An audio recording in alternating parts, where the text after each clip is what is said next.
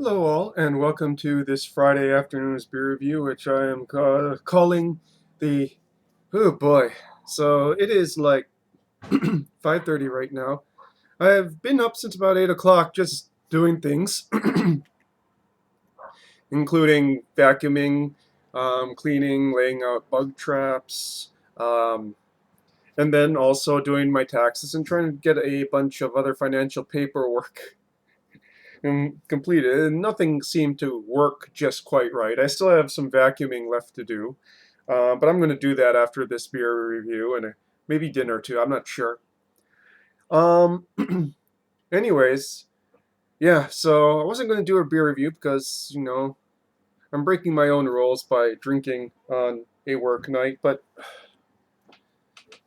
such are the vicissitudes of life. It's been a tough day. Why is it so tough? Well, just to give you a short thing, like I've mentioned in like past reviews, my hard drive crashed. So when I was doing my taxes, I realized I did not have my previous year's tax returns backed up anywhere. So, which meant I couldn't e-file. So I ended up digging up the old broken hard drive I had, and then using the program to go through it again to go and try to find my old tax returns. Then I go to download those tax returns, and it turns out like the period I had bought the program to do data recovery had. So I spent $70 on top of like the H&R Block software to go and like complete and file my taxes, and I just literally can't win any battle in life whatsoever.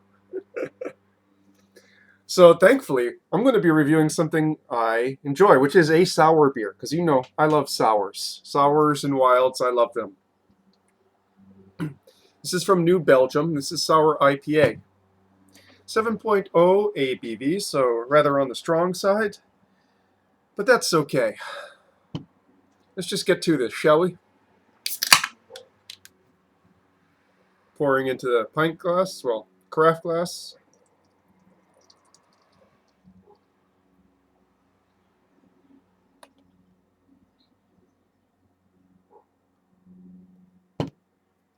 So, this is a cloudy golden yellow with a frothy white head. White to off-white. That is redolent of tropical hops, ozone,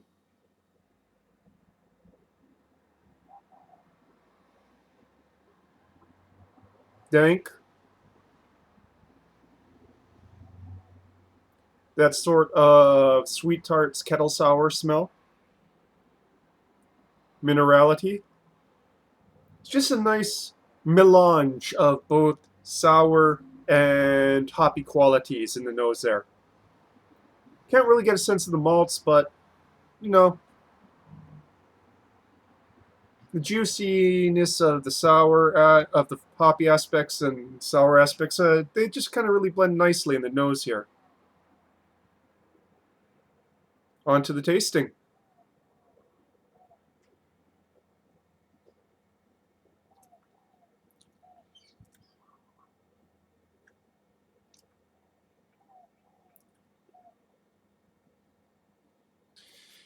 There is a sourness in the front that recedes and then sort of returns in the finish to long finish. There's a lingering sourness on the palate right now as I speak.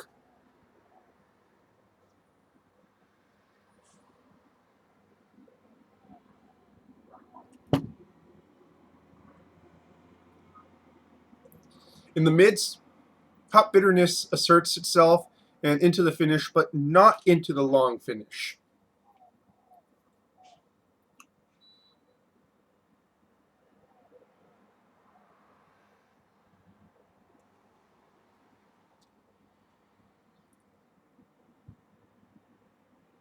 This is not tongue-scorchingly sour, it's more tart, I would say.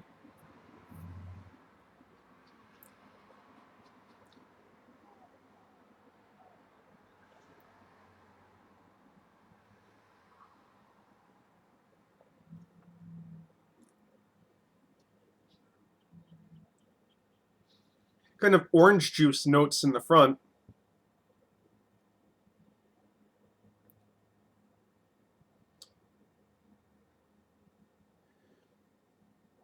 But unlike in the bouquet, the tastes on the palate don't jibe very well. It jibes very well in the bouquet.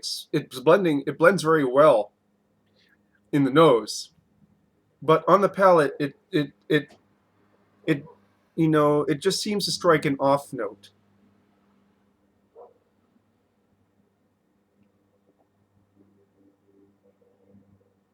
Like you can't really decide in between juiciness, acidity, and hoppiness. And they're all kind of like battling it out there.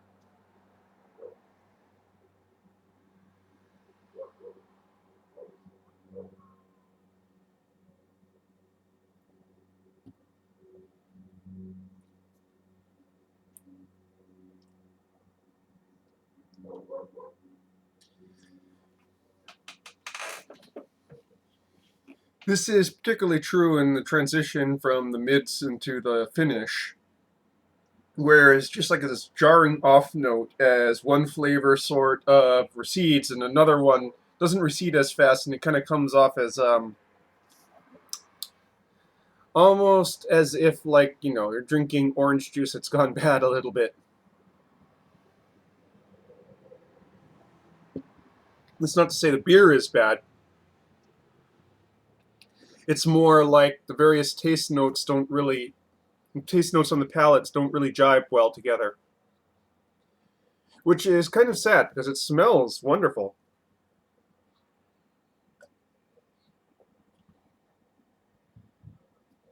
And the top notes when you're drinking it are also still pretty good. It's just that the interplay of bitterness, juiciness, because there are quite a bit of residual sugar still in this, and then the acidity. If it was just the juiciness and the sourness, it would just be like orange juice or grapefruit juice.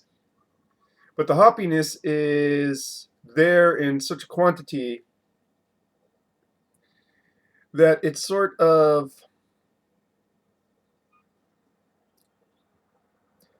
I'm wondering now if it's just like the type of hops that were used.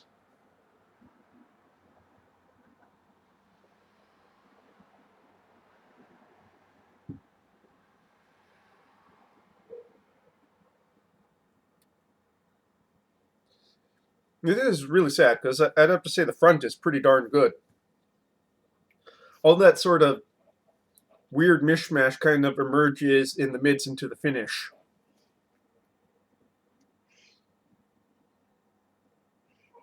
It's not off-putting by any means. Obviously, or I wouldn't be still drinking this. Um, it still tastes drinkable.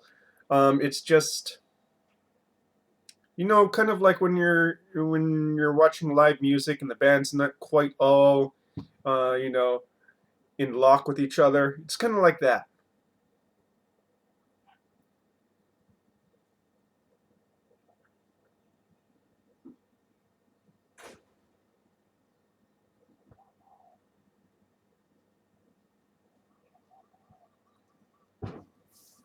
Yeah. So New Belgium Sour IPA. I have to say I really like the art can art on this one, just because it's so understated in a time when beer labels are getting they're either getting like really rococo or really stripped down to the point of it looks absolutely soulless. This is not. This is like just right. I like the aesthetic of it. I just wish the beer inside, made. Oh, I forgot to read the can label on this one.